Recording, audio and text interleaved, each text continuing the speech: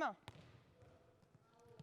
L'objectif est de Oui, savoir allez, on attraper la tourne. balle après un Bien. déplacement et atteindre une zone libre chez l'adversaire. On saute et on met les mains. Attention de ne pas avoir le lancer. Attention de ne pas avoir le ballon derrière.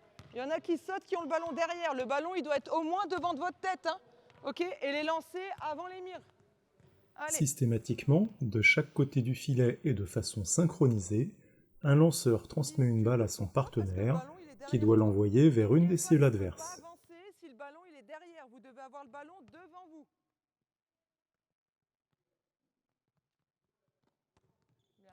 Allez, on tourne. Oublie pas de viser les plots, Raphaël.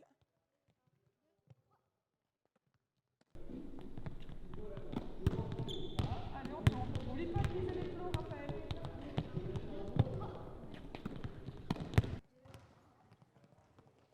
Voilà. Dommage. Pousse bien vers l'avant. Là, tu as un peu le ballon là, pousse bien vers le haut.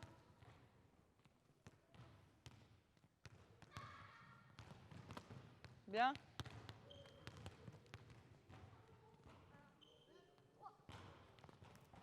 C'est bien.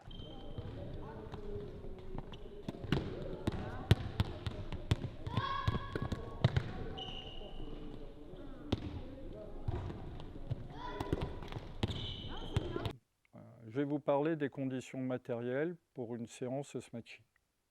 Probablement pas de possibilité pour vous de monter un filet dans une salle avec des poteaux réglementaires. Un petit conseil ou un usage très pratique, celui de pouvoir tendre un élastique, une rubalise entre deux points dans une salle, dans une cour de récréation, sous un préau. Et puis après, essayer éventuellement de pouvoir varier les hauteurs. Voilà.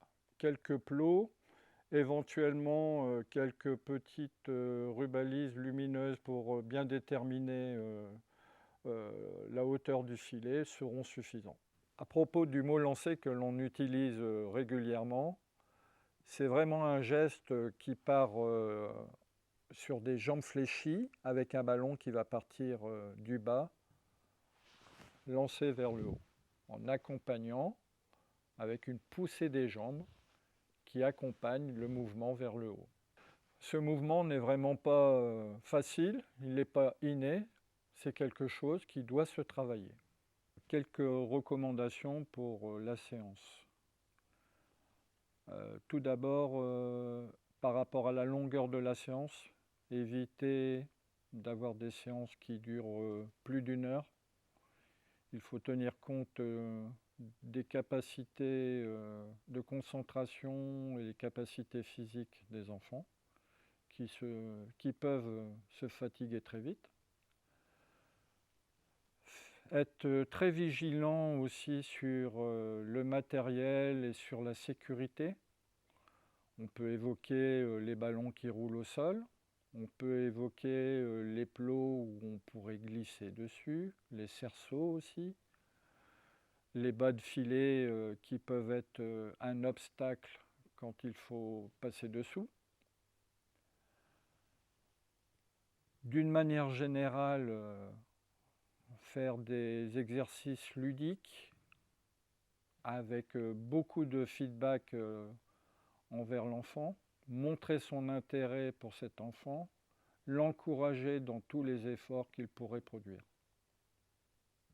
Évitons aussi les situations statiques, les files d'attente, les exercices où il y a peu de contact.